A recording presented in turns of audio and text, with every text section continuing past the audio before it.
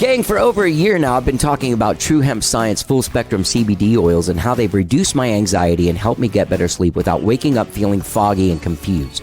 I've also talked about the full spectrum CBD bombs that relieved my hand pain last year and made playing piano and guitar much easier. Well, gang, today I'm going to tell you about True Hemp Science organic gummies made with full spectrum hemp oil that are available now. They come in two different gauges. There are 50 milligram ones that have 50 milligrams of CBD and 1.5 milligrams of THC. Then there are ones that are 100 milligrams of CBD and 5 milligrams of THC. Absolutely delicious lemon lime / orange flavors and also watermelon black cherry flavors. Super, super delicious. Now, they also have a complete line of full spectrum CBD products, including oils, tinctures, skincare lotions, sports rubs, chocolates, gummies, all kinds of stuff. Well, gang, How Did I Get Here has teamed up with True Hemp Science to bring you a very special offer that benefits all of us. Spend $100 or more at truehempscience.com and you will get a free gift. Just enter the code HDIGH at checkout. There's a little code placed there for you to enter it, HDIGH, and you will get a free gift with purchase. That's right. Go to truehempscience.com and balance your body and mind with True Hemp Science. Let's get down. And you may ask yourself, well, how did I get here?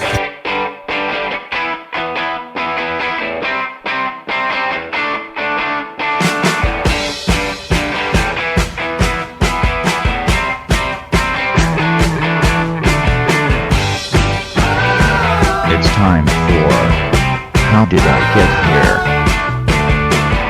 And now here is your host,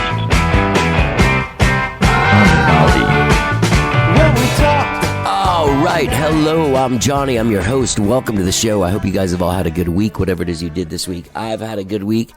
I had a gig with Skyrocket in Houston on Tuesday, and I have another one on Saturday, so I decided to just stay here with my aunt and my grandma for the week, chill out at the house, hang with them. And, man, I'll tell you, I came down on Tuesday. This giant storm was coming. I'm sure you saw it. It was huge. All over the news. My dad was calling me about these tornadoes in East Houston over by Pasadena and all that area. So that was all going on while I came down. Like I drove down on like crazy rain and then sideways rain and then tons of cars like in the medians on the side of the road, tons of wrecks. Got to my grandma's house. Then all of a sudden it's like sideways rain, tornado warnings. Got to go to this gig to load in. Had to go to load into this gig at 3 in the afternoon. So in the middle of all this intensity, I'm out there, I'm doing this, we're loading in to this gig that is the preview, the VIP preview night of the Houston Auto and Boat Show, which started on Wednesday. All right, so Tuesday night we're playing the VIP preview. Got all kinds of food out there, open bars and stuff. So we're there, we're loading in, we're doing all this stuff. People are talking about all this crazy weather going on outside of this place. and we finished sound check at about 5. I walk out into the main entrance of the area, sun shining. Party's over. No more tornadoes. It's all done. So it's so weird that something can just come through, devastate, and then the sun just comes out like a couple hours later. Hey, what's up? No big deal. You guys having a good time? Surprise. Anyway, so playing the preview, the VIP preview night of the Automotive and Boat Show was pretty surreal. I mean, it's just a giant room of nothing but every make of car, every kind of car. As I said, they had like little stations with food and stuff and bars and stuff, specialty bars. They had like one bar that just made old fashions and then other bars that had other stuff. And people dressed up, a guy on stilts in a mirrored suit with a helmet on. Dancers, which danced while we played, which was pretty fun. So it was one of those gigs that's weird. You know, it's one of those things that's like one of those surreal moments of music. Like sometimes people are buying tickets to come see your band. Sometimes you're just in the middle of a bunch of cars playing while people walk around and look at like Subarus. So anyway, it was a good time. I've been dealing with some allergies and some kind of like illness thing that I don't know what's going on, but I need to get better fast because we got a gig on Saturday. What else do I need to tell you guys? I guess that's it. Gang, I have a great show for you today. A great show for you today, man. We talk for an hour and a half. I sit down with musician, songwriter, actor, model, photographer, Jeska Forsyth. She just moved to Austin like a few years ago. She married our friend Guy Forsyth, who she met when she owned a club down in San Angelo, and he came down and played. She discovered music and realized that she was probably good at it and started doing it. and moved to Austin and started playing music all the time. You can see her on the every first Thursday at El Mercado in Austin there. She's working on a record right now, an album based or like that focuses on true crime and the effects on true crime. We have a really great talk about it. The album's going to be called Murderino. I believe it's being produced by my friend AJ Vallejo. You can find her at JeskaATX.com. And her, like in Austin, there's people like Guy Forsyth. If you're going to go see Guy Forsyth and you're talking to someone else that knows Austin music people, and you're like, yeah, I'm going to go see Guy tonight. Everybody knows who you're talking about. Same thing's going to happen with Jeska. Jeska. You can find her at JeskaATX.com. Man, we have an incredible conversation. It's a long conversation. I saw her a couple months ago when she was on Songwriters Across Texas with my friend Carl Anderson. And it was really fascinating. I was like, I should reach out to her and see if she wants to be on the show. Lo and behold, she reached out to me and said, let's do this show. And we have an incredible conversation about growing up in San Angelo in the Pentecostal Church, doing the speaking in tongues with people and stuff. She is a cancer survivor multiple times. She has lots of siblings. She has kids herself. And she's on a journey of art. You know, I mean, she's out there expressing herself in every way. In photos, she does tons of photo shoots. She has an OnlyFans page, which I think is pretty awesome. I wish I could do one of those, but I don't think anybody wants to see me in a bikini these days. I'll be honest. I don't even want to see me in a bikini. Anyway, Jeska Forsyth and I have an incredible conversation. It's a long conversation. You can find her at JeskaATX.com. That's Jeska. Jeska Forsyth. Great conversation. Fantastic artist. We're going to hear a song that she did with my friend AJ Vallejo, which is actually a Sarah Hickman song called Trouble with Boxes. So without further ado, please enjoy my conversation with this fiery redhead, Jeska Forsyth. Let's get down.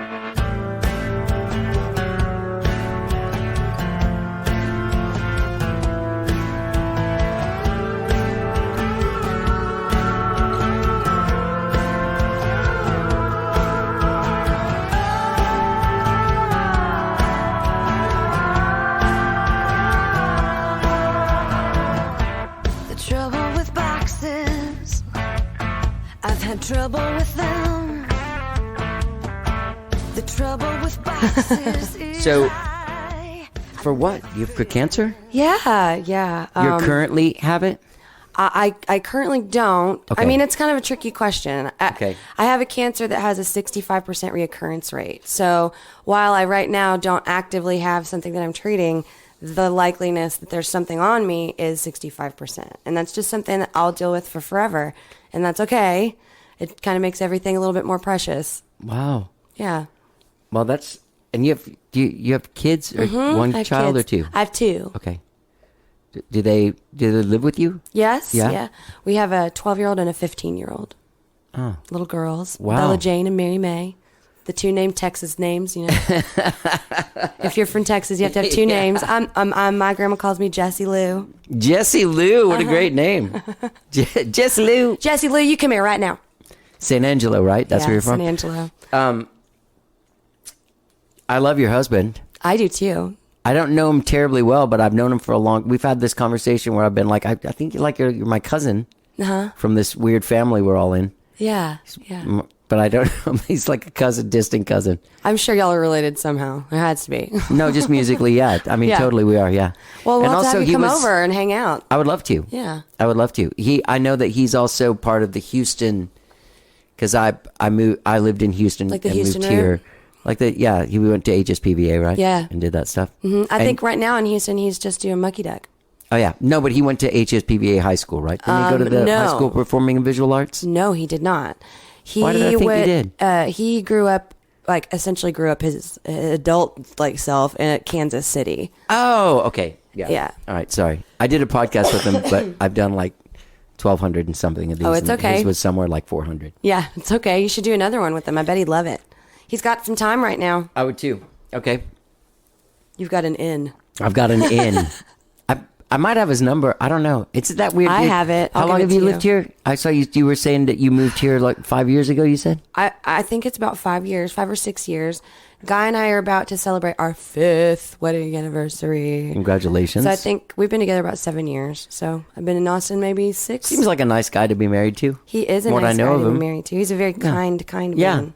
I've always known him to be nice. Very, very kind, very sweet. He cares very deeply about everything.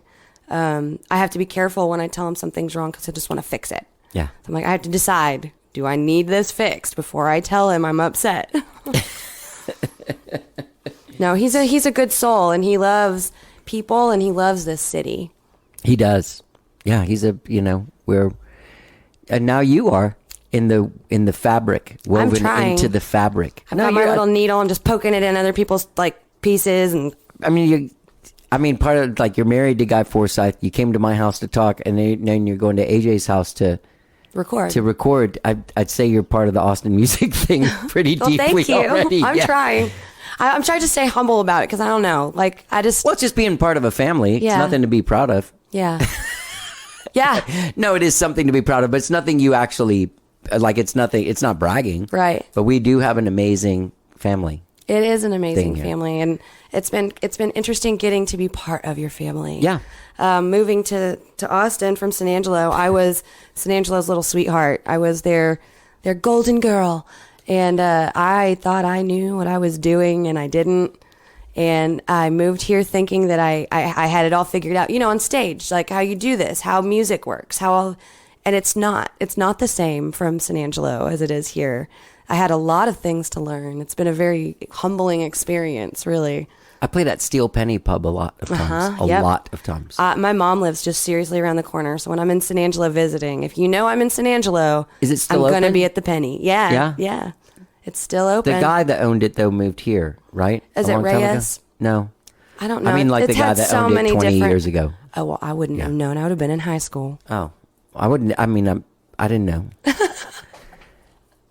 San Angelo is a weird place, though. San Angelo is. Especially if you're from there, you call it San Angelo. It's just San Angelo? Yeah, it's just one word. We're too lazy to separate it.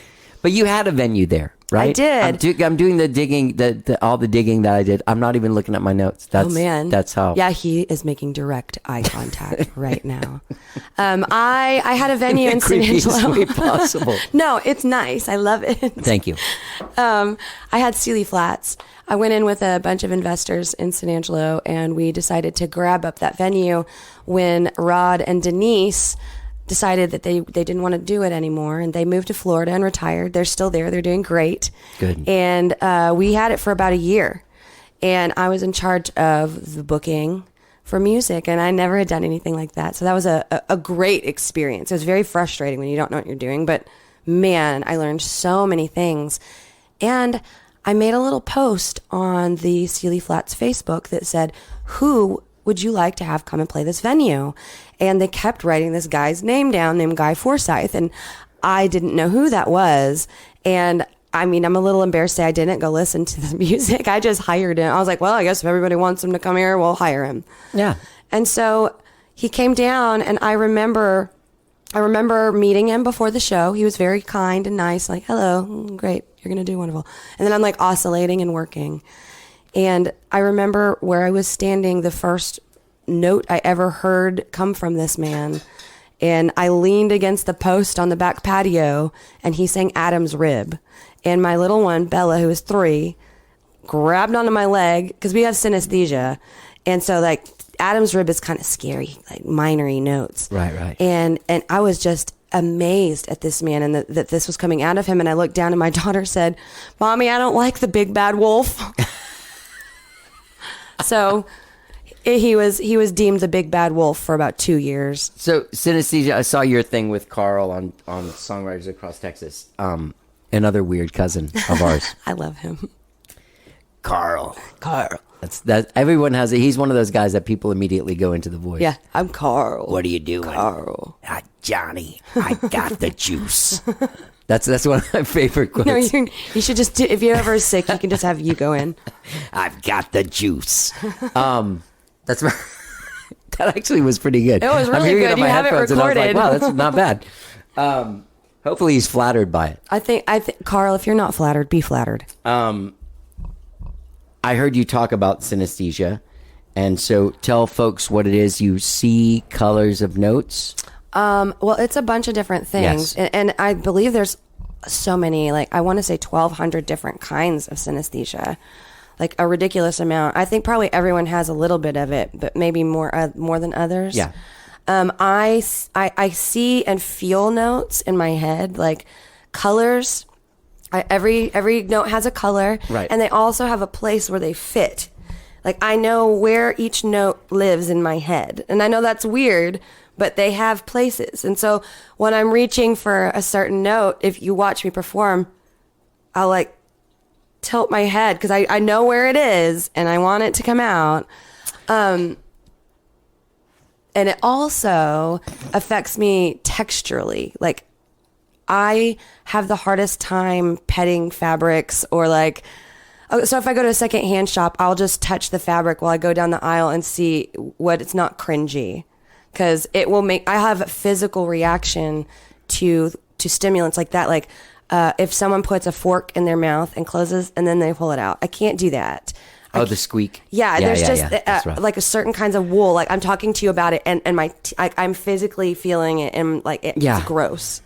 And so it is. You were saying on there that it's like a form of autism. It's some sort of thing on the spectrum because it affects your senses so difficult. Some say it's not. I don't know that it's officially on the spectrum, but it's like one of those things. Kind of like they are like, sure, just be on our spectrum with us.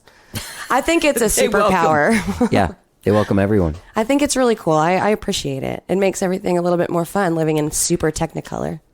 So the reason why I smiled was because of the pause, because I was wanting to say something and then you were being very respectful and then just nothing was said and then you kept on talking. That's what made me smile. But what I was going to say is that I wasn't laughing at synesthesia. But when I was watching you perform on Carl's show on Songwriters Across Texas, I should say the actual name of the show. Fabulous show. Yeah. They've had you on there. They've had me on there. Must be doing great. Madam Radar, AJ, Madam Radar, like AJ. So, Guy Forsyth. Yeah, Guy Forsyth. I'm talking to Guy Forsyth. Tell me about that. He's one of those people. No one guitar. just says Guy. They're like, oh yeah, hello, Guy Forsyth. He is a guy. He's the dude. Like you, if You have to say the whole thing. Oh, no, but I think when people say, whenever someone's like, oh, who's playing on the thing? Oh, it's like Charlie and Will and Guy. Like, I know who they're talking about when they say it. Yeah. Well, in my experience as his and wife. Jeska, you're like the only Jeska in town. I'm trying to go by just Jeska. should. I've been remarried. And so now it's kind of like a fun game when I meet people like, who do you think I am? It's like going to the doctor and having to pick a prescription up. They're like looking at me like I'm a liar. And I'm like, I genuinely don't know what last name you want me to give you. Do you want Shepherd, Bailey, Forsyth? What? I can. Wait, how many times have you been married? Guy's my second husband. Oh, well, then that's not a lot. No, but it's, you do not like understand. Like you were Elizabeth Taylor or something. No, she's, well, Elizabeth. But any woman that's been remarried and changed their name knows how frustrating that can be. Because people will it on you. I never officially changed my name to Forsyth. People did it for me. Okay, that makes sense. Yeah. Because when I first saw you, you were Jessica Bailey. Yeah. Jessica. I worked hard to have that name. Yeah. But now I'm Forsyth. Yeah. I was married, and it's a lady, and she used it professionally. She's a photographer and director, and didn't want to lose her thing. So now she's married to another dude, but still has my name.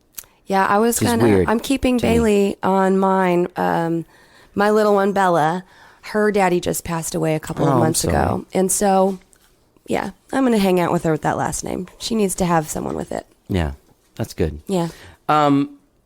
So, hey Ruby, where do we even start? I don't know. I feel like we're doing great. We are. We're kicking ass right now. Well, I'm trying to figure out because there's so much weird stuff that there was like. Carl's thing is only like you only get like 25 minutes and you got to sing songs in it. Yeah. So like this one, there's no time limit. Oh well, hell. I'm gonna have to pee at some point. You got to go to AJ's. I'll let you. Oh hi, Ruby. Rosie. Rosie. Hold on, I have to love on your puppy. Oh. Okay, so you are from San Angelo. I'm officially from San Angelo. I was born in Fredericksburg.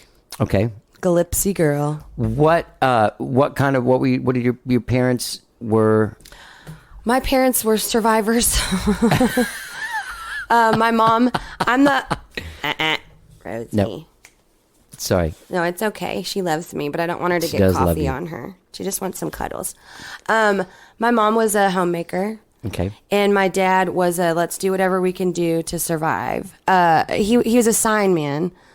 I grew up sitting beside a vinyl machine watching it cut letters out. I'm fabulous at writing out large signs. Oh, wow, that's cool. Yeah, I love the smell of vinyl and paint, and a lot of my creativity. I say my mother is so creative, and then my dad would take me to the sign shop and put me in his office, and he would always have a giant bin of trash, like, but it was good trash, if that makes sense. Like, it wasn't rubbish. It was like, oh, this vinyl, that chunk of wood. Yeah. And he would I would get in trouble with my mother and have to go to work with dad because she would take my art supplies away as my punishment.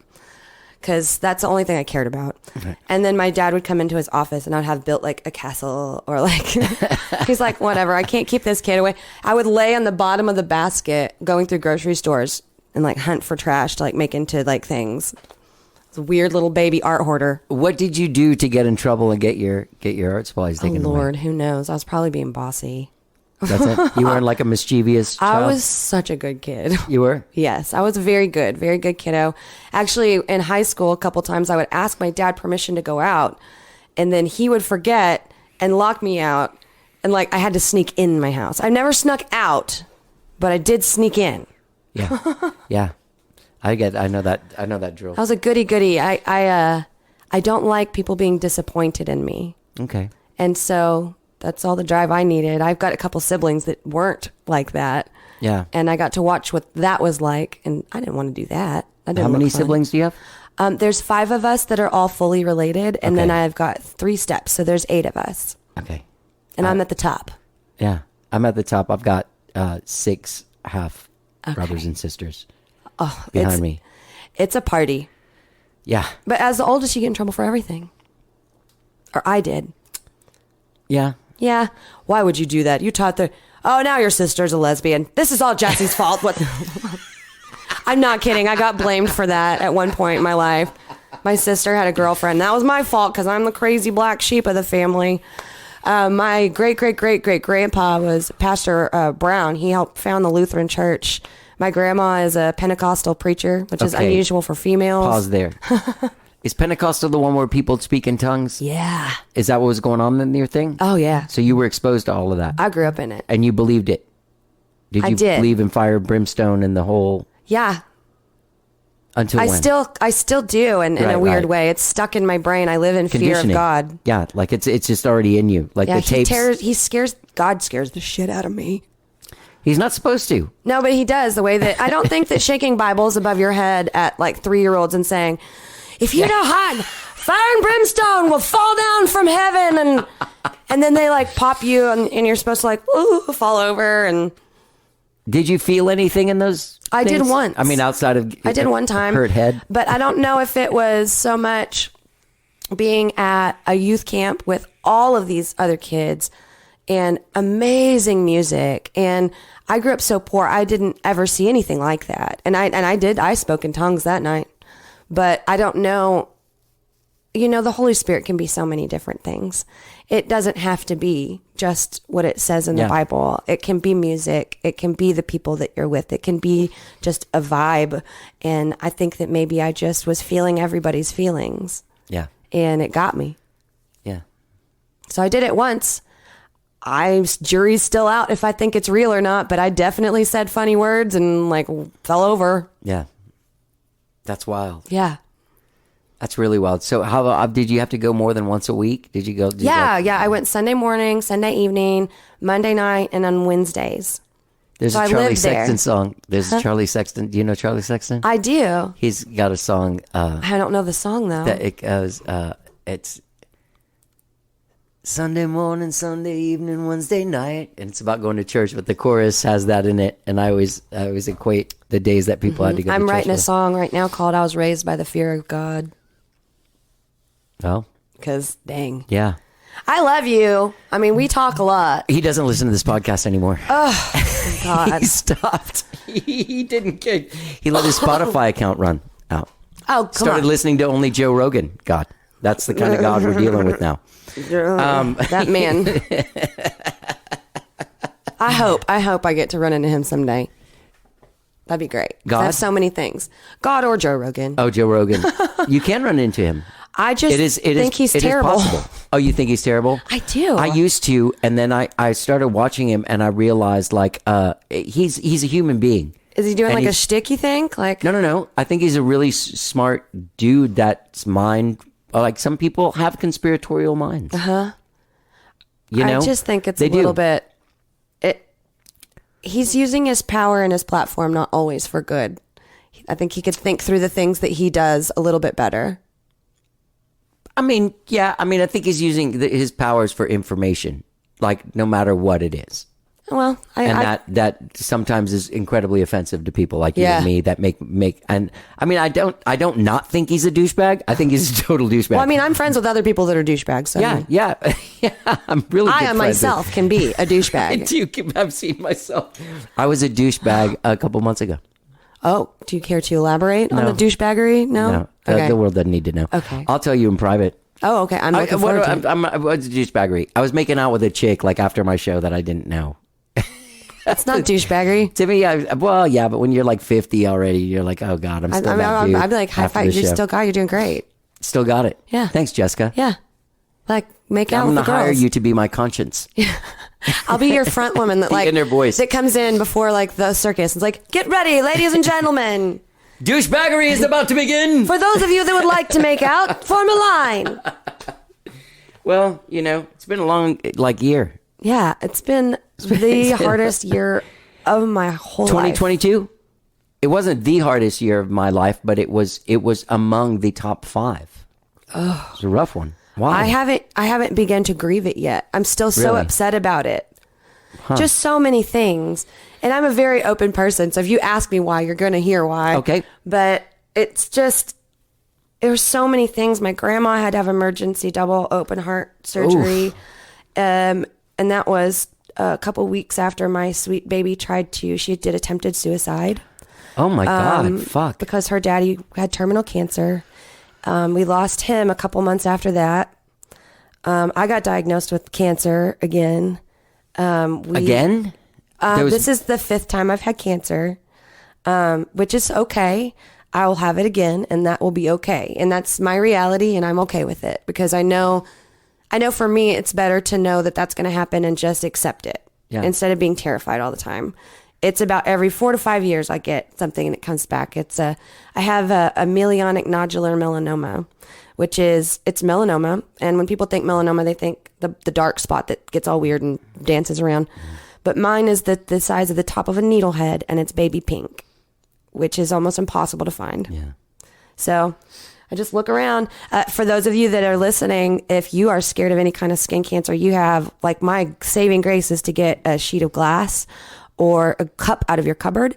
And if you push it against the thing that you think is skin cancer, if it turns opaque, if all the red goes out of it, you're fine. If there's some red that remains, if it's still blushed, then you need to go have it looked at. Okay. Yeah, that saves me so much money knowing that little trick. I'd be running to the dermatologist every other day. Oh man, I bet that's. I have to get rechecked up every 3 months. So do you have insurance? Yes, ham.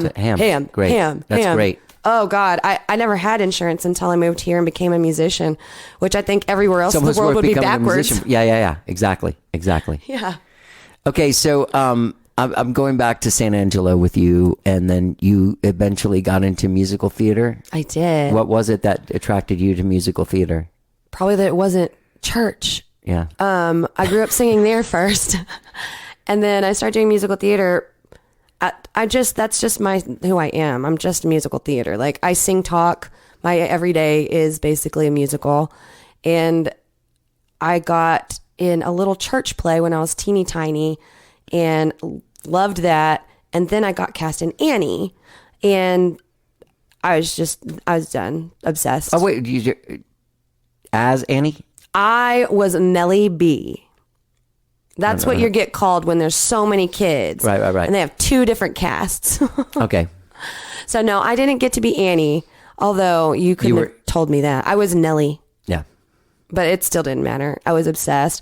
And that theater in San Angelo, Civic Theater, is so haunted and so fun. And I believe it's the oldest standing theater in Texas. And I believe it was the first one that had air conditioning. But there's a ghost that lives up in there. And his name is Barry. And I called him Bernie once. And that's the time I experienced it. So, Wow. yeah, there's a ghost up in that theater. So, how old were you when you did Annie? Oh goodness, I was in elementary school. Oh, shit, so probably you were, like, little. 8, 9. It's a hard knock life Yeah. for us. Don't get me started. hard I knock still life. believe I could get cast as Annie. Like, it's a disease all little musical theater girls get. Oh God, what's her last name? Julie. I have a friend that like was Annie. Well, I can't ever meet her. Was Annie. I mean, on Broadway. Oh, that's amazing. One of the Annies. One of the That's many one of my. Annies I want to they be have. on Broadway one time, even if I'm just like in little chorus dancing people. Like, Yeah. just want to do it. That was her big thing when she was like 12 or 13, but I knew her later. That's like, amazing. In her early 20s. It's amazing. It Yeah. does. So did you stayed in the theater? I did. I tried to. I had a lot of brothers and sisters, so it's really hard for you to do a whole bunch of stuff when you're really little because your parents have to take you everywhere. Right. And then the structure structure of my family, unfortunately, fell apart shortly after I was in Annie. And Your parents got divorced? yeah, my mom moved away, and I ended up with a stepmother. That Wait, your mom moved away? She my was mother moved to Connecticut. without the there's Yeah, but there's so I think many you'd say my things. mom abandoned us. I No, think it's that's fair not to- what it is. No? Okay. No, because my mother had me at 16 Oh, shit. and Okay. and had 5 babies by the time she was 30 something. And from what I understand, she was presented with some paperwork that she didn't read. Oh. And so she moved to Connecticut and worked 3 jobs and saved money up until she could come back and get her babies. Oh, okay. Yeah, but that left me at home with all these kiddos and this crazy stepmother, which I've never talked about. I'm like, oh my God, I'm gonna say her name. They can beep it. Karen. Her name is Karen. That's a good name for It someone that's is, and annoying. she tried. I think she tried. But how do you come into a family I don't that's know. so broken? I have no idea. With Yeah. 5 kids Yeah. that want their mom and dad to be together, and she just couldn't hang. And then I ended up raising kiddos for a little while. So you had to get serious as at an early age. I remember I had a job at the Sunset Mall in front of a kiosk where one of my mother's friend had like a little shop there. And she would let me come out and sit out front and draw cartoons of people. Oh, cool. Yeah, and I remember taking some of that money and buying like a game. And I remember taking the other parts of that money and going like garage sales and buying like pots and pans and like weird stuff that like Kids shouldn't be 12-year-olds concerned with. shouldn't be buying. There's something about that, I think, that informs a person for the rest of their life. The child, adult, like all of a sudden you're like, shit, I need to take care of this stuff. But you're 12. Like, in what world does a 12-year-old look around and say, like, shit, I need to take care of everyone? I have this famous stew. It's so gross, but I was a baby. I didn't know what I was doing. We didn't have any food. Like, I would get a ton of ramen noodles and put it in like this big pot and put the bouillon in with it. And I would cut up hot dogs and corn. And it was like, they love it still. It's so gross, but like I would They make love this. it still. Yeah, and then I had a dish that we call cow patties, and it's because it looks like a cow patty, but it's so good. I made gross food for my kids, and yeah, I didn't get to experience maybe what people think is a normal childhood, but it was still interesting and magical and fun. Yeah. I don't think a lot of people that end up in our position experience what most people would call the normal. That's usually why we're Yeah, here. we're in the training for how we're going to get treated as musicians. Still trying to make the world love us. Like, if you're not going to love me, they'll all love me. You better love me, Yeah. and you know. I mean, you don't love me, but you will. Yeah, exactly. Yeah, I take it very personally if someone doesn't like me, and that sucks because I try so hard to be a good person. I walk around thinking people hate me. I mean, I just perfectly for no try. reason. Like, if I don't see you for 3 months and I see you like at Saxon Pub, I'll be like, oh shit, man, just get. Well, you'll never think that with me because I'll just run up and hug you. Okay, good. Thank God. Yeah. I think that a lot of that for me was resolved when I started experiencing self-worth. Never had that before. And I've gotten it over the last couple of years. And me getting being able to be proud of myself and not seek my need of approval from other people is making it a lot easier for me to not be emotionally wounded when someone doesn't like me because I like me and I'm really fucking cool. So maybe they just need me to keep loving them and be there, even if they're going to be ugly, because maybe they're hurt. Yeah. Yeah. You radiate a tremendous amount of energy, even in photos. Oh, thank And you. stuff. Like there's just like, you can tell there's a person with, it's just coming off them. Like, you know what I mean? That's a good way. Some people can't handle that. I know people take that it. recoil when they meet someone like you just because they're like, this person has too much going on. So I try to be very open and like gentle with my energy, if that makes sense. Yeah. Like when I met When your you puppy. met my dog, yeah. She was freaking out. I got here and she was like, "Ah!" Sleeping. She doesn't even care. Yeah, I just had to talk to her like this. I just said, "Hi, it's okay." And then she was like, "Oh, okay, cool. All right." Different kind of energy. Yeah. I pick up people's energy like burrs too. And so that's why I like to be a performer, because I like to shoot it back out at you guys. I can't take all that home with me all the time. You must love performing. I think I get do. that from you. Oh, what I was going to say when I smiled earlier in our pause was you said you look a certain way sometimes when you're trying to sing a certain note. But what I was going to say is that I thought you, for someone that hasn't been doing it as long, there was a level of confidence for somebody sitting there alone with an instrument and their voice. I was so scared and sweaty. Oh, you didn't? Yeah, I was shaking. And also I The messed camera up didn't pick up the all the sweatiness. words to boxes. I'm like on Carl's show and I'm trying to play it and my like notes falling over and I'm trying to play it and the words are wrong. I'm like, dang it, whatever, it's fine. I just do the best that I can. And then I get a message from Sarah. It goes, "Hi, you did so great." It's Sarah Hickman's song. Yeah. She's like, "You did such a great job. I love you. Here's all the lyrics." Dang it. That's you know Amy Ashley. Do what? She was just here. Amy Ashley, the singer-songwriter. We met in like 1993, I think, on a session singing backup on a Sarah album. Oh, she's the best. And Sarah misspelled my name, my last name. Well, she'll never do it twice. No, she'll never do it twice. Yeah, anytime No. that I'm around her and I misspell someone's name, she very gently will just send an email and let me know. I think it's very sweet. She's She's a the good energy person. that I want around. Yeah, she's a good. I'll tell you what. This is what kind of energy. She also radiates a lot of energy. That's why I like to there's be around just her. coming off her. That's who I wanted to stand next to me when I got married. Not that I wanted to marry her. She was singing my friend David Garza's song as my wife walked down the aisle. My ex-wife walked down the aisle. And it was very important to me that she be the person you want to feel her energy? standing right here because I love her so much. Oh, she's just a kind soul. She's taken me in.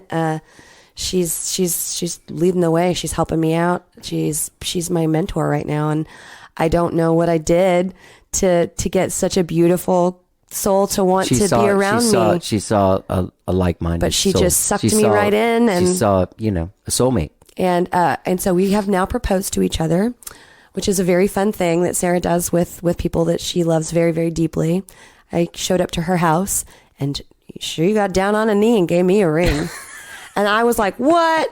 And so then I, of course, then had to go and buy her a ring and then propose to her. So we are fiancés right now.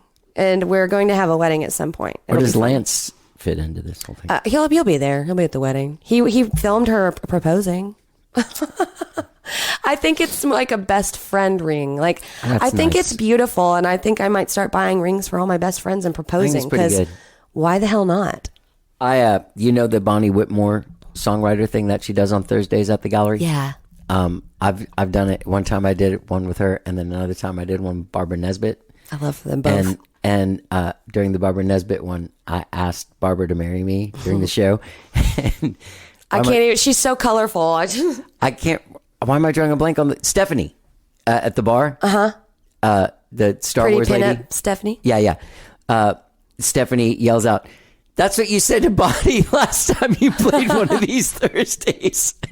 So I guess I do it too. Traitor. Yeah, I'm just looking for a wife. Be it Bonnie, Anyone. Yeah. We'll just throw a ring. Whoever it hits. whoever's you're cool at the time I'll marry. All right, so what did you do artistically between the time of Annie to coming here? Oh my God. Like what were you doing in San Angelo to express yourself? Because I also know, like in a town like that, being weird and unique is not celebrated. No, but you get a lot of attention. Yeah, They all know who I am. Yeah. They'll never come to a show because in San Angelo, they'll always come next time. It's very sad. I love to play there, but I don't know why it's not a very supportive town for musicians, and they keep losing musicians. We keep escaping. Well, what are you gonna? What are we supposed to do? What are you gonna do there? And when I moved away, I got emails and I got messages from people upset. They were angry that I left the art community. They were very angry that I abandoned San Angelo. And I'm like, I'm not abandoning you. You lifted me as far as you could, and there's nowhere else for me to go. And I just got cancer, and I want to try, like, genuinely one time, just give it a really good shot. But also I think that it shows how deeply they love people too, because they wouldn't be upset if it didn't matter to them in some capacity. Yeah. It's just confusing to me because I ran a music venue for a year that I couldn't sell out. I mean, we were there for a year. Where were you? And now you're upset that we're gone, but you didn't support. Right. When I did Annie and I did plays going through school, I was the baker's wife in Into the Woods. I was Sally in Cabaret. I was... Cabaret's my favorite musical. Oh my God. Look, I have full body chills. Yeah. I was Uli, Inga, Holland, Talent, Svalens, Svans, and Sven in The Producers. Nice. Yeah, that was fun. I had to get spray tanned twice a week for a month because, I don't look that Swedish, kind of redheaded and pale. I had to be a blonde bombshell. So that was a lot of fun. I also got to paint 20 feet big swastika signs being in that show. Bizarre being in shows where you end up making the props. Yeah. You're like midnight, find myself painting a giant swastika on the stage floor. And then I lifted the fabric. Yeah. It went through it. And how they repaint? You know how they repaint the floor every show? Yeah. It must have lifted off 20 shows. And to this day, if the light hits correctly, you can see a giant swastika on the stage. It's so funny. But I did that. And then after that, I decided I was going to do some directing. And I was the children's theater director for Angelo Civic Theater for ages 8 to 18 in one room, which that's a party. You'll never make any money doing that because I spend the money they give me and more to try and make it badass for the kids. Right. Directed Willy Wonka and Dr. Seuss, Cat in the Hat. Just had a great time. And did Sealy Flats. I got to sing the national anthem for Texas Motor Speedway, which was very cool. You mean the one that's in Fort Worth? Uh-huh. Wow. Yeah, I got to do that. That was scary. I opened for Foreigner. No way. Yeah, that was fun. That guy's the second Foreigner, the skinny guy. Yeah, he's great. Yeah. But I will say, the next day when he sang the national anthem, I totally killed it. Oh. Yeah, he doesn't seem like it. I'm not a national anthem guy. He's nice. They're nice. My favorite part about getting to hang out with them was that they're just still such rock stars, but they're like regular, like 65-year-old dudes. And so like we're backstage and they have like their glasses on and like their like ear things. And then someone will come up and say, can we take a picture? And they're like, yeah. And you see all of them like, kush, like taking all their like old man gear off. So they look cool. Yeah. So that was fun. I got to do American Idol, which was also very cool. Wait, but what? Yeah. I didn't sign the contract. So they erased me. But I made it to Hollywood. I got there. And I guess I was the only one that had a lawyer look over paperwork. Well, yeah, probably. Yeah, they own you for 7 years. Yeah. And any intellectual, anything that you come up with yourself is still 70% theirs. I think Kelly Clarkson, to get out of that thing, like she really, it's bad. Like, she lost a lot to get out of it. And it was worth it to her to get out of it. Yeah, it's terrible. It's terrible. Now on the other side of it, I'm kind of like, okay, well, it's definitely been 7 years. And I didn't do jack crap. So maybe I should have signed it. Well, I mean, yeah, those are the things that you never know. So everyone's like, oh, you did American Idol? I'm like, yeah, I guess I have the golden ticket and I have like the contract. I guess I'll just sign, like, maybe I should frame it and put it in the hall. Just be like, here, look, I did it. I don't know. I Because I know we've got Nakia and we've got some American for Idol The people Voice. around here. He's The Voice. Oh, The Voice? Yeah. Who is, I think Kendall Beard did American Idol. Kendall Beard did American Idol. There's a couple people. There's a few. I can't remember them all. Rebecca Loby did it. Oh God, I love her. She has got the most calming spirit. I think I hit on her inappropriately one night in Washington, You D.C. should. No, don't. I'm kidding. No. Now I'm like, how was it inappropriate? I don't mean. Spill I the think I just beans. hit on her, and then I just felt bad because she was like, "Oh, "Dude, were you crazy?" Yeah, like, what are you drunk? Like, yeah. I mean, we're both here. you're What are you really gonna do? cute. I'm in D.C. You're in D.C. Right. We're in the same place. That's all you need, right? That's all you need to have in common. All right. So, when you made the decision to move up here or move down here, you were moving here with Guy, right? So you guys met at the gig there. We fell met in there. love that night. No. We were both in relationships. I was married, and I mean, he was just amazing. I mean, he just totally enthralled me. I remember being just awed. And then I remember going after the show and going and talking to him, and he was sitting by the fire hydrant smoking a cigarette. And I was like, you should not do that. It's bad for you. And he's like, I know. Fast forward like 10 years later still. I'm like, don't do that. It's bad for you. But we were just good friends. Like, you know, Facebook friends, happy birthday. I'm glad your kid did great in the play. Sorry you have cancer. Like, just friends. I'm glad your kid did good at the play. Sorry you have cancer. Yeah. Talk to you soon. Yeah. Sorry about your dog. But we both were single around the same time. And I was in Austin, and he invited me to go with him to Eddie V's. Uh-huh. And then it was the grand opening of Antone's next door that night. Oh. So kind of just like a little Cinderella story there. He tried to make me eat oysters. I think they're sandy tongues. I hate them. So Awesome. oysters are gross. Awesome. No, you can have all of them. I will.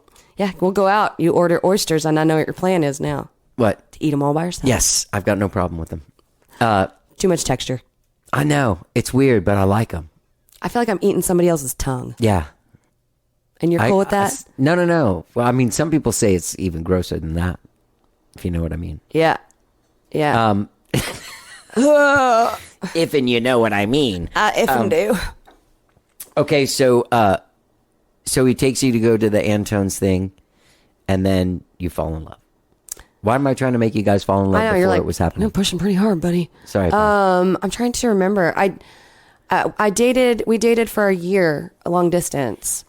And he told me that if I moved here, he would do all my laundry. And he did not. He does not do all of the laundry. Just so everyone knows. Today he is, though. He's doing laundry actually right now at the house. So. Guy Forsyth. You're doing laundry. Magic. I know. This is stuff he doesn't tell on the show. Oh, good. I'm in. I'll tell all the secrets. But moved in with him. I was in the car with Guy on our way to pick up our oldest, Mary May, and got a phone call from my doctor, who she's never personally called me before, so that's scary. Yeah. And it was like the day you pick the kids up before you go off for the holidays. So everything is about to be shut down for 2 weeks, of course. And she said, "Are you driving?" And I said, "No." And then she said, you have melanoma, and you need to pack your bags and go to MD Anderson right away. And I should have put her on speaker, because then you just don't hear anything. You're like, Yeah. and then try to call back, but it's done for Holidays, 2 weeks. yeah. So we ended up getting insurance, because I wasn't on HAM. I was just brand new here. I didn't live here yet. Right. And got the insurance that MD Anderson told me to get. And then they declined it and told me that I was going to be $20,000 for a consultation. Fuck. Yeah. So that was terrible. I still get letters in the mail from MD Anderson asking me to donate. And I would just say, while I do think that they're doing good things, Yeah. they were fine with me dying. Yeah. I ended up going to CTRC, Learning Hospital in San Antonio. It didn't go super smoothly, but they got the job done, and I could afford it. Yeah. And man, I just wish that we could do some reform for all of the health and people's benefits. And it's just not fair that you have to be so afraid to die. You have to be so afraid of anything. to break your leg. You know what I mean? That's a lot of fucking. One of my stress. drummers, Costamos, just got in a wreck a couple months ago on a motorcycle. Which Costamos, you're an idiot. You need to stop driving a motorcycle if you're going to be a drummer. Come on. But he got hit and got his leg reset. He should be playing with me right now, but it didn't heal correctly. They had to re-break it and start over. Oh yeah, And- who's in your band? Sorry to currently, not Costamos because he rides a motorcycle. Yeah. I've got Abby McGee, who's fantastic. She's brand new. Like, I just was like, wait, you play the drums and you're a chick? She's like, yeah. I was like, you're in. She's a waitress over at the Saxon Pub, and I'm her first band here. So Nice. really excited and honored to have Abby on board. She's great. She puts the time in. You know, you can tell she works hard at it. Yeah. Shane Keenan, who is the right hand of the king, me being the king, he's my best friend. I just love Shane. He's so talented and so kind, and he puts up with me. He's kind of like my little road babysitter because I'm a wanderer, make sure I don't get lost. And he has a perfect pitch. And he's magic. I think he's great. I have Costamos that sits in with me sometimes. Guy Forsyth will be on stage with me sometimes. Yeah. Although that's difficult because then people will announce the show as Guy Forsyth and Jeska. Right. Which happened last night. Where? I played Kyle Fest last night, which was amazing. It was so much fun. It's just, What is Kyle Fest? where is it? Like in Kyle? No, it was in Austin. It's like a big... some guy named Kyle? I don't know why it's named Kyle Fest completely, but it was really cool. It's like a big giant backyard that's like a hippie situation. You know it? A rich person? Probably. Is there a stage set up back there? Yeah, a big pretty one. I just saw Fastball there. Okay. And Guy. Well, I there you just go. saw Fastball and Guy a few months ago there. I wasn't there. It's You really weren't there. nice. You weren't there. It's a really cool stage. Yeah. Yeah. They do red solo cups and kegs. Yeah, I was there. Lots of fun. I'm already excited to play there again. Me and too. then Chris Brown. Chris Brown is my bass player, although he's very busy right now. So I'm going to be popping in an awesome young lady named Andrea Marie, who is also an amazing musician here in Austin. She fronts her own band, but also plays bass. Wow. I'm slowly trying to turn all my players into female, except Shane. Shane's grandfathered in. He will go nowhere. Yeah. But I might ask if he'll wear a dress. Yeah. I have a band of all women. Yeah? Except me. I just think all the things that I'm working towards, my goals with this album and the changes that I hope it helps make, I feel like I need to walk the walk. I need to be giving the opportunities to the females that I'm helping or I'm wanting to help. Right. Yeah. I think that's really important. Yeah. It's just like writing songs about women, for women. It's really hard for men to hear that. I write with some For some. people that are having a really hard time not writing these songs for my album because I don't want a man to be writing these songs with me. It's just, I feel like, Who are you writing with? don't make me say their names. I want to hear that. Are they famous? No. Oh. I mean, yes, if they're watching or listening. Guy and AJ and Dylan Beggs is a new person I'm writing with. I really enjoy. I have a song that has a rap in it that's going to be coming out. It's kind of fun. I know. Can you rap? I mean, I can, but not like amazing. I can rap like Blondie. Okay, yeah. I'm a Blondie rapper. I can rap like you could rap in 1985. Yeah, My name is Johnny, and I'm here to say There you go. I Let got me see. lots of keyboards in my place today. All the time I turn around, brother gather around, always looking at me up and down, always want to gather around. Like, I can talk fast if I know the words, but I'm never going to be one of those cool people that like can get on stage and be like, let's have a competition and be smarter than each other real fast. Yeah. I'd just be like, yeah. I'm not doing that. Goodbye. Yeah. You're smarter. You win. Here you go. You seem pretty smart. I feel like you're a smart person. I bet you have a super high IQ and a learning ability that's beyond. tell people. Yeah. I wonder if that's I had a girlfriend who is also a redhead. Or mutants. Mutant alien. Total mutants. Did you read the what's the book, the Tom Robbins book? I Jitterbug haven't. Perfume. No. Is it Jitterbug Perfume? What's the one? It's either Still Life with Woodpecker or or Jitterbug Perfume, where he Well, I should read it, I guess. he describes the redhead as an alien. We are. Yeah. Yeah. But she had an incredible. She could learn things so fast. It was unbelievable. I learn things quickly, but that's not always the best either. No. I'm really, really multifaceted, but it's like a curse, right? Like to be talented in a bunch of different areas. Everyone thinks know. it's so amazing, but I'm like, I wouldn't know. well, I want to do so many things and I have to prioritize, but then that leaves me sad because I have all these projects at my studio and I call them my projects I refer to as my hopes and dreams. Okay. And one day I'll get to them because I want to go do art and it makes me so happy. But today I have to sit down and make events on Facebook, and I have to send out posters, and I have to send out writers and stage plots. And because there's a lot that goes into it that I don't think people realize. It's not just like, woo, let's go and do cocaine after the show in the parking lot. No, we don't do that. I don't. Maybe you do, but I don't. I'm going to go to bed. I've done cocaine in a parking lot, but I don't anymore. I haven't. I'm not gonna lie. I haven't. I've done cocaine in a parking lot in San Angelo. I'm sure. Oh, I'm sure you have. I'm sure I have. That's the most exciting thing to do in San Angelo. It was terrible. San Angelo needs... I don't even know. Just for those listening, I don't do coke. I never was like, I just... Yeah.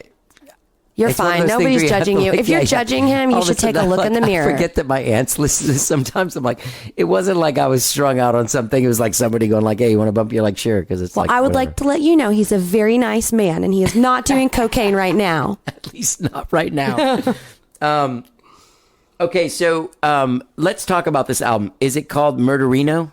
Yeah, it's Murderino. Okay. So I'm one of the Talk to me about this. I'm one of the leaders of the ATXM, a nonprofit here in Austin. And I'm leading the Sisterhood division. And What's ATXM? Austin, Texas musician. Okay. It is a group put together Oh. by Pat Bukta. Yeah, yeah. Yeah. That guy gave me his card. He's amazing. You should call him. He's a very, very, very. You should interview him. He's amazing. I think that's why he gave me Yeah, his card. he's amazing. I second that. You should interview him. But he is trying to put together something that unites musicians. We have the biggest voting power in Austin.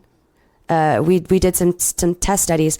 If all the musicians come out and vote, that's what we get. Yeah. Because we are the biggest demographic. But he's also dividing ATXM into subgroups, like the Latinos, the females, the just all the different things. The Jew section. I'm just joking. Don't say that. And I'm leading the sisterhood, and so with that, I take that very seriously. Yeah. I'm fighting for equality and equity for females and female identifiers. That's great. And I want that to bleed into my album. And so Murderino is roughly a true crime themed album, but it's not glorifying any of the bad guys. I don't want to perpetuate the abuse. I want to bring to light the fact that abuse is perpetuated lyrically through songs such as Delia, like songs that people laugh at and listen to. I don't What think do you mean Delia? Delia, Like, it's gone? oh Delia, could have shot her dead. Like, Yeah. if you listen to the words, it's funny when people listen to it. Sure. But it's not funny. No. And at the end of the song, he basically says, well, if you have a woman that treats you like Delia did to me, you can kill her too. I hate that. I hate that. I don't know that people realize that they're perpetuating abuse by even having rhetoric like that around them. So that's one of the things that I want to bring to light. I also have a song that focuses on stalking. I have a song that is my attempt at explaining why it is mainly women are so drawn to true crime. I think it's in our best defense. I want to know what's going to happen and how I should react when it does. Right. You're drawn to it. Yeah, big time. I think that my first, and it wasn't a true crime, but it was like a actual and real time thing happening. Yeah. I was little bitty. Do you remember baby Jessica that fell down Yeah, the of well? course. Of course. That was my first holy shit, do not turn the TV off. I have to find out about baby Jessica because my name is also Jeska. Yeah. And my mom has pictures of me sitting on a tree stump out in the yard, pretending to be baby Jessica. I was so enthralled by this story. And I had a comedian friend that did a whole bit about about being her boyfriend. She's had a hard life. He wasn't her boyfriend, No. but he just talked about it and how hard it was to get noticed anywhere because he was always with baby Jessica when she was all grown up. Baby Jeska. Do you know the history of my life? I do not. You don't? But I'd love to. My mother was murdered by a ex-boyfriend when I was like, she was attacked like the day before my 17th birthday. But it was an unsolved crime for a long time. So when I saw that you were talking about this, you were making a whole record about this, I was like, wow, it's really insane. Like very powerful. Yeah. I want to give my feelings away. Yeah. Yeah, it's an interesting thing, you know. The attraction that people have to it is pretty insane because they did a 48 Hours and some other show with Paul Lazon. I don't know. With dramatic reenactments. Let's just call it 2020. No, it wasn't 20. No, I said no to 2020 just because I thought it was shitty. I always thought it was just like it's a shitty show. Sure. Like I didn't think it was a good show. I had the lady from Dateline, one of the producers. Actually, what's the Pam? Did you see All About Pam? What about Yes. Pam? Okay. Oh, that lady. Do you know when Pam the went? cat lady. Right. When Pam was pretending to be a producer from Dateline. Yes. She was pretending to be the producer that tried to do My Mom's Story. Ew. That's like double, triple ick. Really, really weird. So all three of them, the 2020, the 48 Hours, and Dateline, when My Mom's thing finally went to trial, like 20 something years later, they wanted to get in on it, but obviously they had to I was my mom's only son. I was there. Yeah. So you were there. Yeah. So I'm so sorry. Thank you very much. It was a long time ago. It was like 1985. I'm hugging you so much right now. I hope you can feel. I do. Thank you. So I said no to everyone originally, right? Before the trial started. And then 48 Hours was like, hey, look, we're just going to hang out and go to the trial every day and whatever.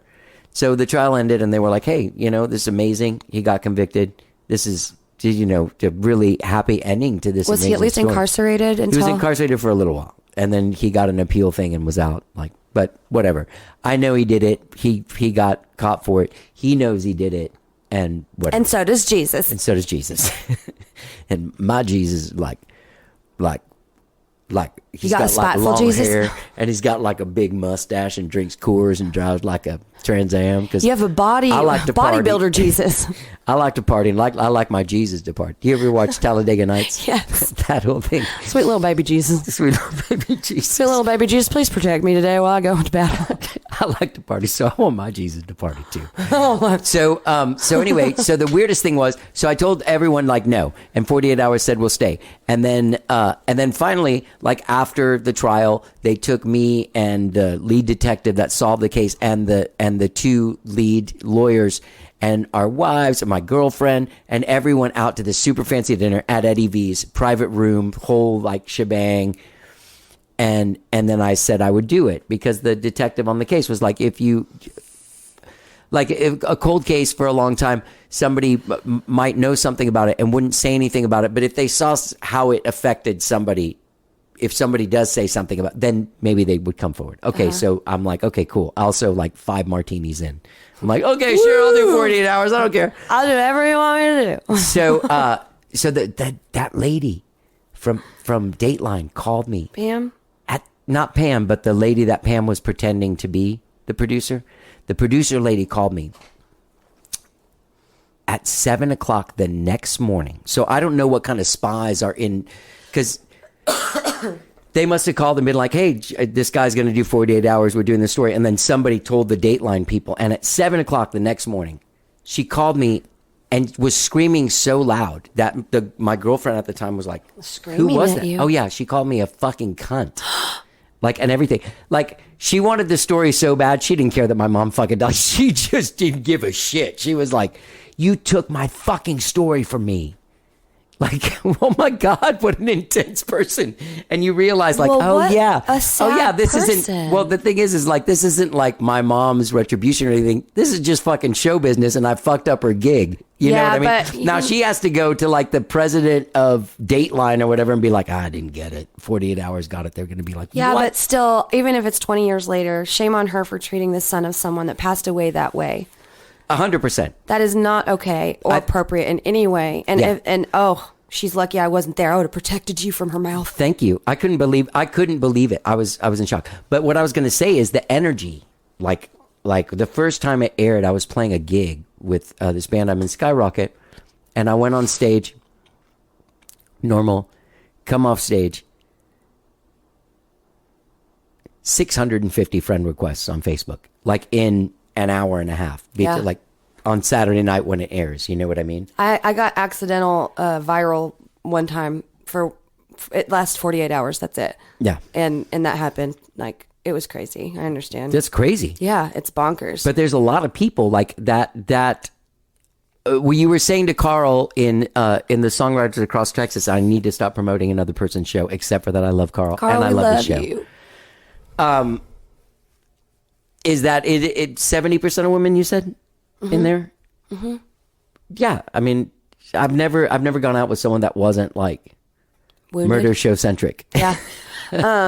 It's about 70%, but I mean, that's like who's admitting it, you know? I have a song on there. Are you familiar with Mary Vincent? No. Well, just for a quick re-over of her story. It's tragic, but there's a woman who's still with us. She's alive.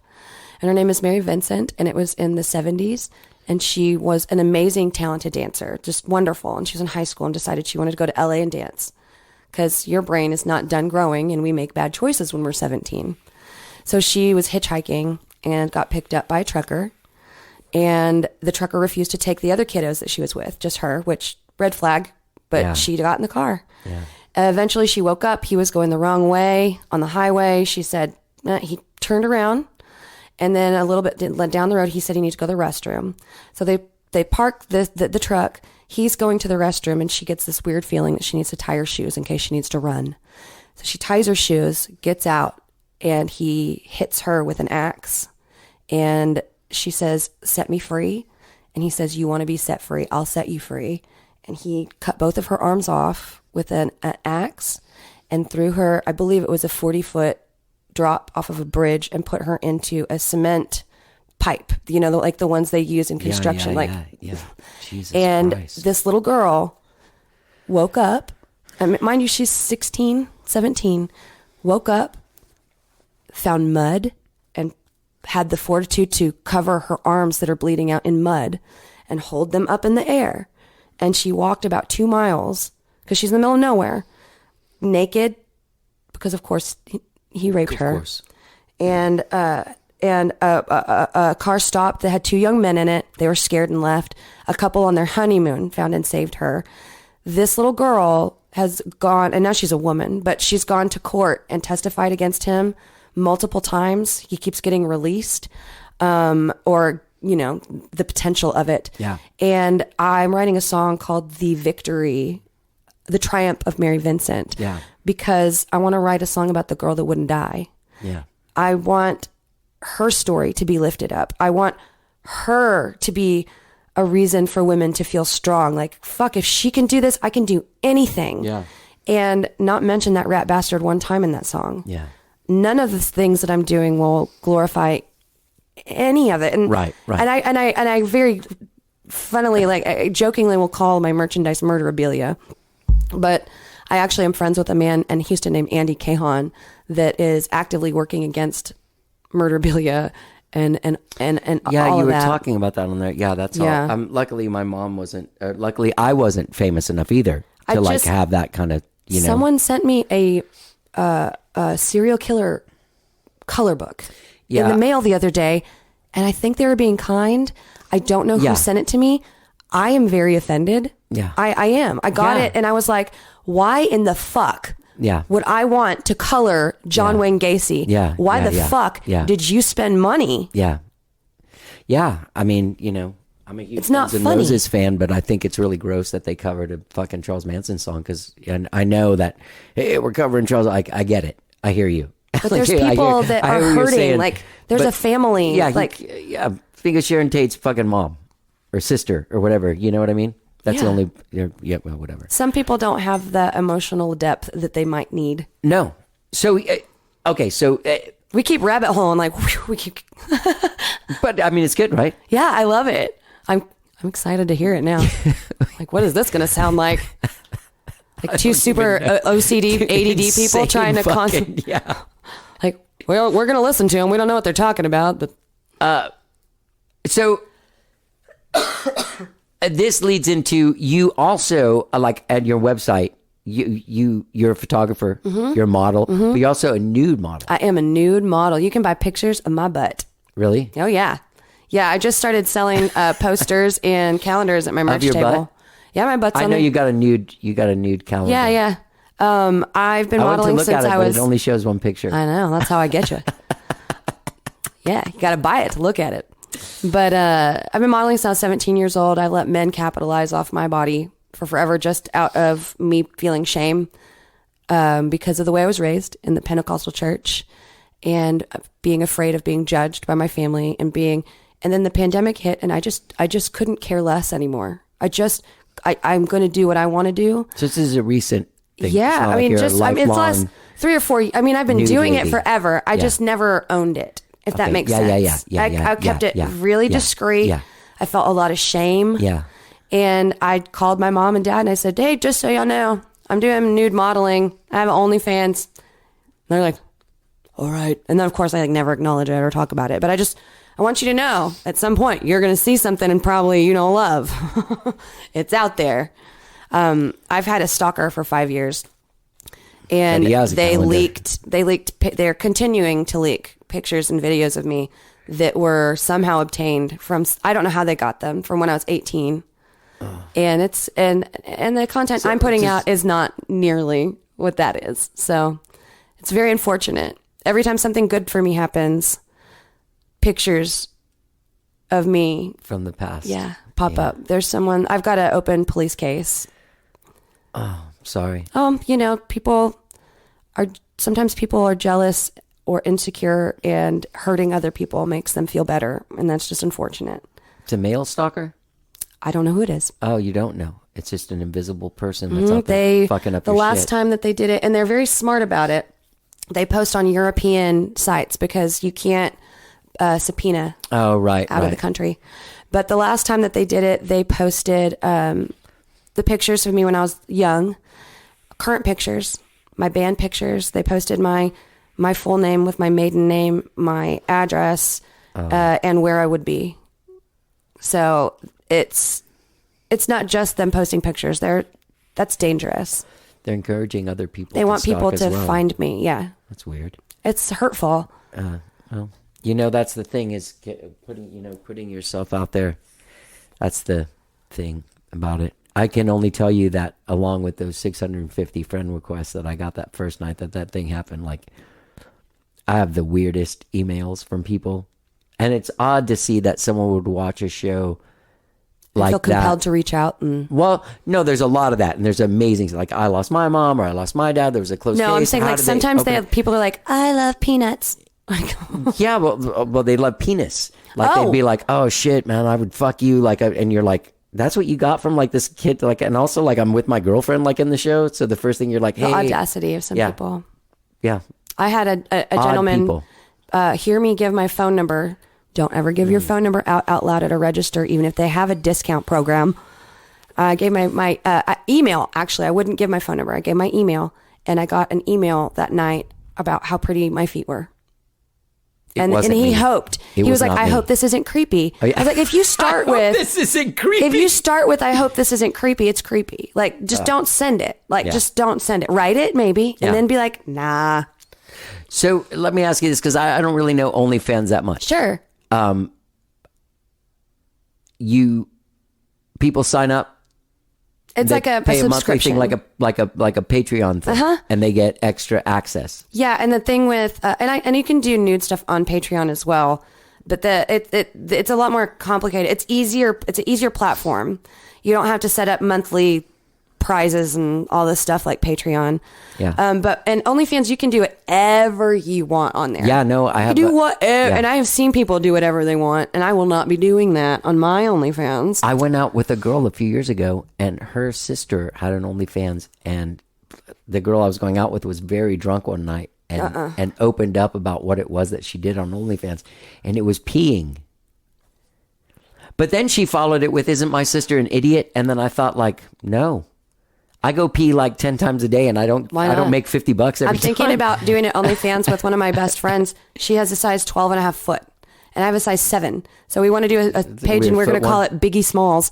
And our feet are just going to hang out, you know? Maybe they're like hanging out with some bubbles. I don't know. Maybe they're like playing in some spaghetti. Yeah. But it doesn't hurt me.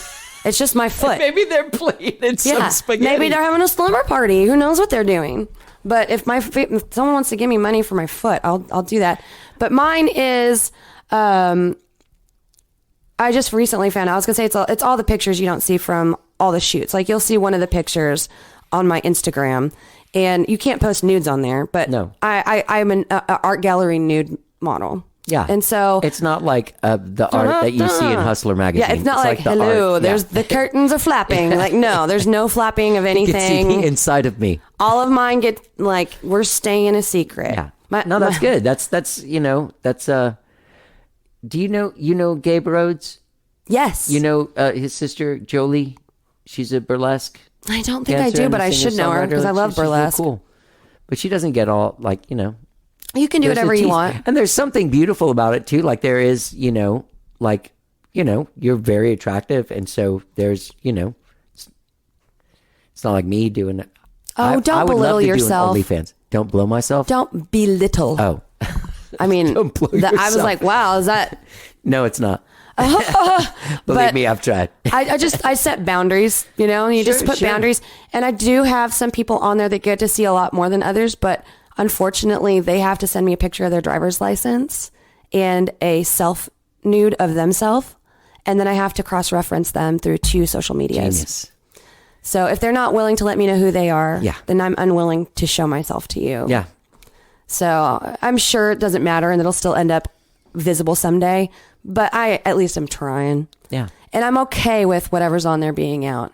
Because once again, I really like who I am. Yeah. And so I don't care if you like me and that's or not. That's the thing is that if it's not done in, the whole way or just some nasty and demeaning way, the fact that you can be yourself and be proud of who you are. I mean, even to somebody like to the level of like Lizzo. Uh-huh. Look at this lady got totally naked on her album cover. Fuck yeah, she did. And it's fucking beautiful. She's gorgeous. And my daughter's half black. Like, yeah. Lizzo's been amazing for her. Yeah. And that shows you that there's, you can accept your beauty without conforming. Well, also without doing the things that then demean you. Like but the human body can be beautiful without being yourself demeaning. Exactly right. What exactly is demeaning? Right. Exactly. Yeah, mine it's $25 a month, and I've found recently they really actually, instead of seeing all the pictures from our shoot, they just really like the behind the scenes stuff. They want to see me, like a picture of me getting ready, or just stuff that nobody else gets to see, more exclusive. And also, there's some really sweet men on there that don't have anyone to talk to. Yeah, like that's true. I started giggling the other day, and guys like, what? And I was like, this sweet man just had to write me and tell me, like, he was so excited that he got his cast off. Like, and I guess I was the only person that he thought he could tell. Yeah. So of course, like, I just think it's sweet, and it's another opportunity for me to be there for people. Yeah. And to exercise my ability to say no. Yeah. That is interesting. I get that through music. Like there are people, even on the podcast, like, in the intros and even, talking, people will hear something about me for the first time. They'll relate to it. Like a month ago or whatever, I was stressing out about family stuff. And this guy wrote me this whole long thing about dealing with his dad, which I thought was really sweet. Like they care about you, even though you don't know them or anything. Yeah. One of the biggest things I do that I love is using my skin cancer as a way to witness and help others. Yes. I do a lot of advocacy, and I can't tell you I get so many messages from people saying, thank you for posting. I went to the doctor and I got diagnosed early, or and it makes my cancer not just cancer, because people think that it's so selfless. You're doing such a good, and I'm like, it's all selfish, really. I'm trying to help my pain by helping others, because I can't possibly just have had cancer. It can't just be cancer. I have to use it and help people with it. Yeah. And you're an artist, and so that works its way into your art as well. Mm-hmm. like Bowie, like a guy documented his own death as it was happening. That would be me. It was me. I document everything. I call myself, I believe I'm a historian. I love to save things. The art that I'm doing right now, I'm working towards having enough to do a gallery, like a show. And it's found memories, because it makes me sad when I go to the art store and I find all these slides of someone's first birthday or their baby being born, or these are slides, these are people's lives, and they're at a thrift shop. Yeah. And so like, okay, so I buy all those. What are we going to turn that into? I've got lampshades and like all kinds of different things. I love to find old clothing and repurpose them and I just think there's so much beauty in the past. And also, if I love feelings so much, why not take something that already has feelings and bring it in? Yeah. Because I think it's really positive. Yeah, it is. And affordable. Yeah. I can afford to buy secondhand art. Yeah. Yeah. Well, I want to see that show. I would love to do it. I've never done a gallery show before. I also have an idea. This is so stupid. I'm obsessed with it. I'm going to build like a box, maybe like this big square around me. What is that? Like 5 by 5 foot or something, and have it on a crank. And I'm going to have it that comes down. So like the observer can be there and then lower this box onto themselves. Yeah. And I'm going to have it full of miniature canvases. So I want to have a little miniature museum. Awesome. So that you can go in and just turn around and look at all this art in their own little tiny... That is awesome. So that because people often feel alone surrounded by people. So why not have a couple small alone places? Art things like art booth. Yeah, surrounded by people. Yeah. That's killer. Yeah, a guy helped me come up with that idea. I think he was kidding. He was like, yeah, I could just put it down in like a box. I was like, well, shit, now I'm doing that. Yeah. He's very, very creative too. He is very creative. Mm-hmm. We're on a Prince tribute album together. Oh gosh, I love Prince. Have you ever heard his version of Delirious? I even know what song he did. I have no idea. I've never even listened to all of his albums. Like that sounds so horrible, but I told him that the other day. He said something. I was like, babe, I've never even listened to all your albums, and he looked so wounded. And I was like, honey, I've played with you for 6 years. I guarantee you I've heard all the songs at this point. Yeah. Like, it's a lot. That's a lot of material. And I hate to say it, I'm not the biggest blues fan. Like, I love it, but if I'm going to like choose to leisurely listen to something, I'm not going to pick my husband's album that he made 25 years ago. Like, I've heard it. He's changed it. We perform it. It's different. I'm good. Yeah. I was a little irritated by the fact that everyone, when we started dating, thought that I was a super fan and that I just was obsessed. Right. Yeah. Like he had a manager that was like, hey, just hop up there and sing with them. And I was like, I don't know any of his songs. And he goes, don't mess around. And I was like, I don't know it. I've never listened to his albums. Like, I just actually like him. Yeah. Had a hard time getting people to realize that I actually like him. And I didn't just move here to take advantage of his stature. Yeah. There was a lot of that. He might be taking advantage of your stature. I'm just joking. He might. I'm working on the stature, and then we'll see about how he can take advantage of me. That might be fun. I was making a record, and I was signed to this label, and we went to California for like 4 months and made a record, and it wasn't what anybody wanted, so we had to throw it away. But we had spent like... Did you keep a copy? You know what? It's somewhere, but there was a whole label involved with everything. Oh, okay. It was very intensive. So, yes, hundreds of thousands of dollars were spent to just throw away and start over and do it here. And our A&R guy, the record company was like, well, we're sending a representative to like live there with you guys to make like watch you every day to make sure that we don't get so far off track, which is fine. So, so we moved him into this garage apartment in Hyde Park, and every day he would come in and he'd be like, I've got this fucking Luke Skywalker guy next door. And he's fucking doing all of his... Is it guy? It's Tai Chi? Yeah, well, it was Tai Chi, but he's doing his Jedi practice in the backyard. And we were all like, who is that, man? It's so weird. And so he would talk about it every day. Had coffee, watching Luke Skywalker doing his Tai Chi. I'm laughing because my kids make fun of him all the time for doing his Tai Chi. It's like 1999, summer of 1999. He's still doing it. And so one day a friend of mine that worked at GSD&M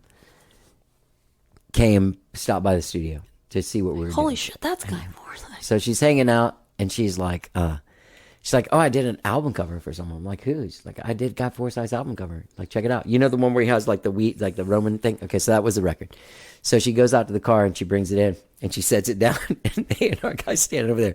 And he goes, oh, let me see it. He's like, that's fucking Luke Skywalker! It's Luke.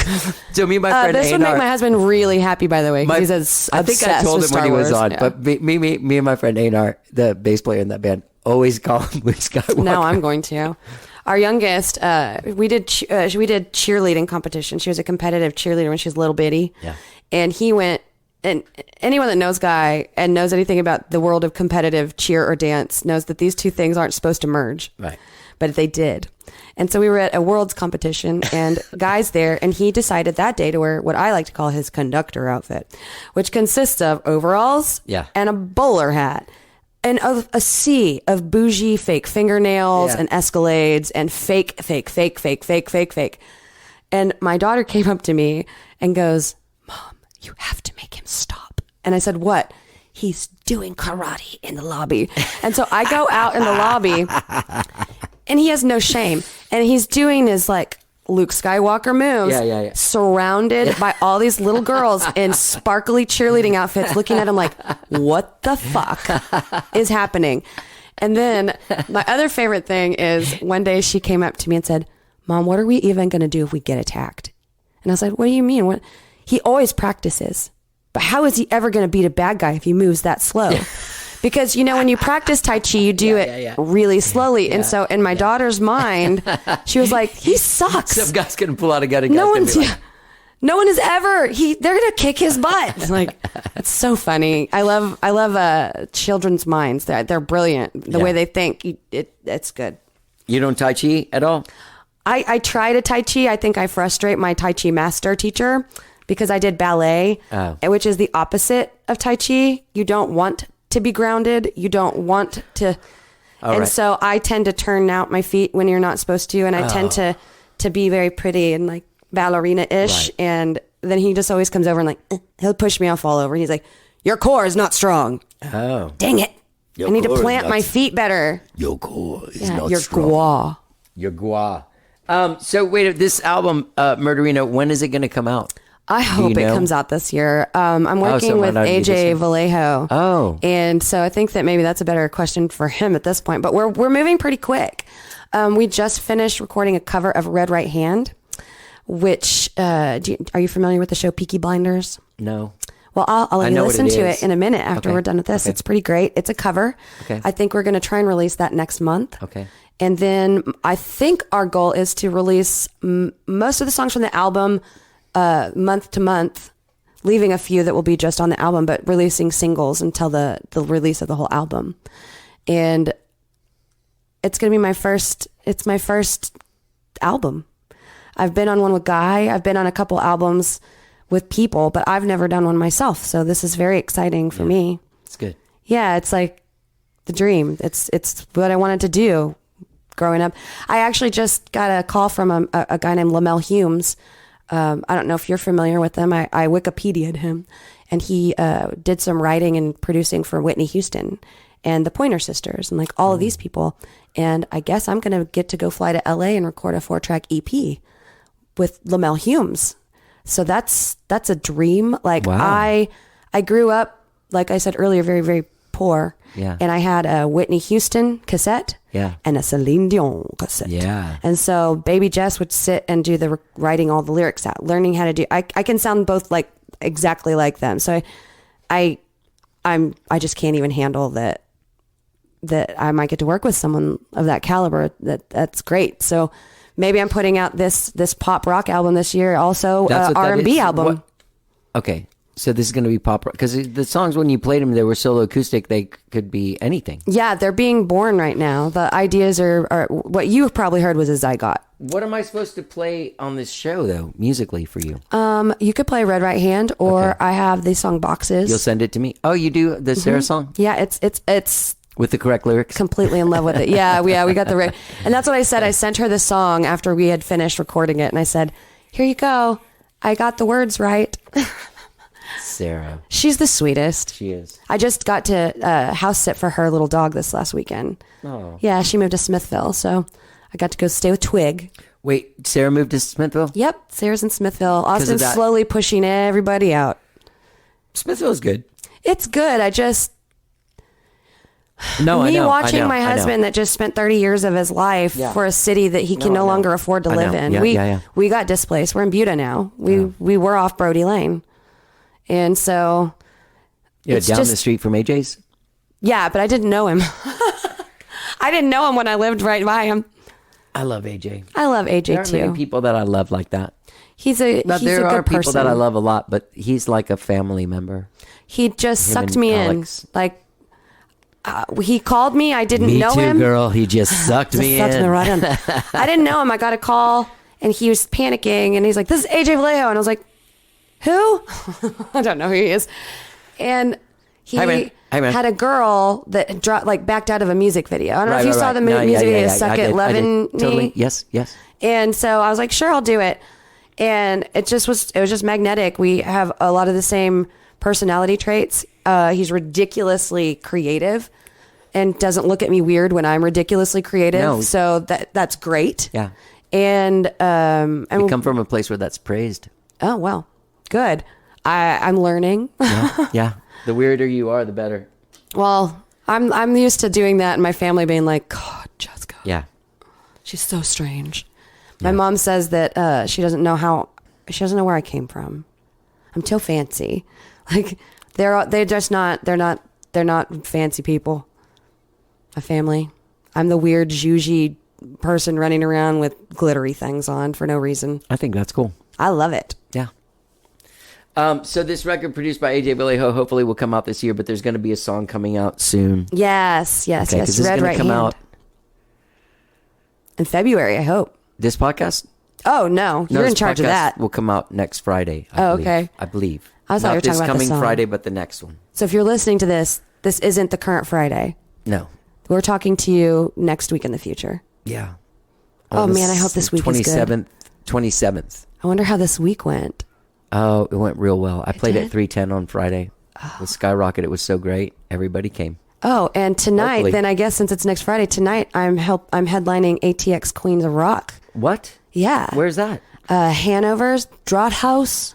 I played there. I've never played there before. Hanover's. It's in Pflugerville. Yeah. So I go on at 9:00. So in the future tonight. Yeah, with your band. Yeah, full band. Oh, Yeah, that's Shane. Shane's like, "Loop boop boop." I won't be here. All right. Or I'd come. I also am starting, I think it's the 28th this month, I'll have to look, but I'm starting a short residency at that coffee shop Okay. because I hope they just will keep me. I guess that's probably what everyone hopes, right? That's what I'm going to do as a residency, I think, somewhere. I'm not playing very much right now as myself. I do a lot of things with other people, but what happened to Johnny? That's what I'm wondering. To Johnny. That's me, Johnny What Cabbie. happened to Johnny? Nothing. He's just out there. Well, hell, I don't know when it is.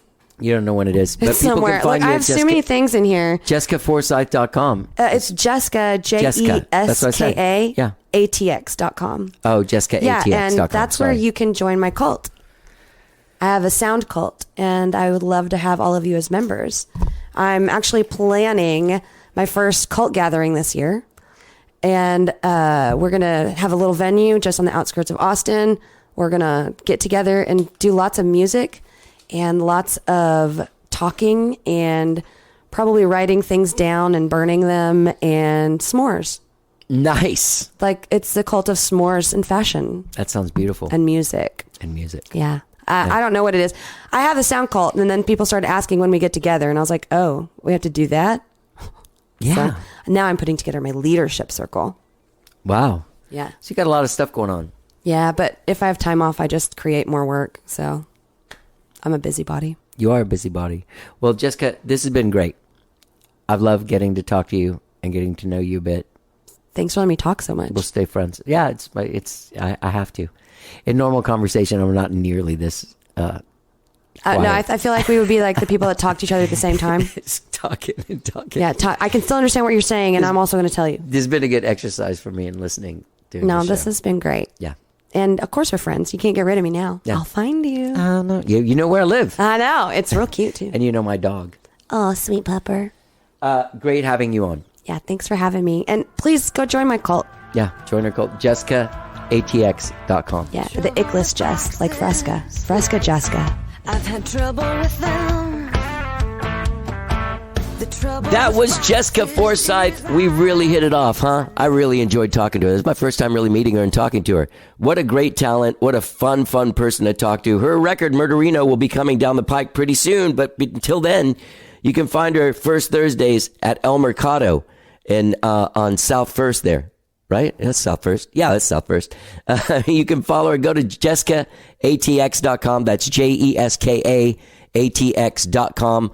Get in touch with her socials. Get in touch with her, whatever. Find her. You can get her calendar. Be on her OnlyFans.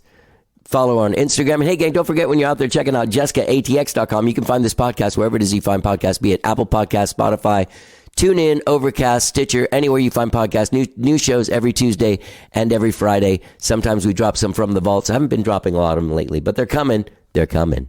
They're coming. All right, have a great weekend, whatever it is you're doing. Don't forget to follow Jeska Forsyth at JeskaATX.com. Have a great weekend, whatever it is you're doing. Let's get down. The trouble with others is they're living in shock. Metal is way too hard and cardboard falls apart. Paper is way too thin and cement's heavy, but I'm not ready to be dropped in. The trouble with wood, people praying outside. The trouble with wood is the body inside. The trouble with being dead is you can't turn back the clocks. The trouble with being dead is you end up in a box. Yeah. Ashes blow away and sand can't turn back time. Dirt leaves little doubt and tombs are rectangles without any angels to let you out.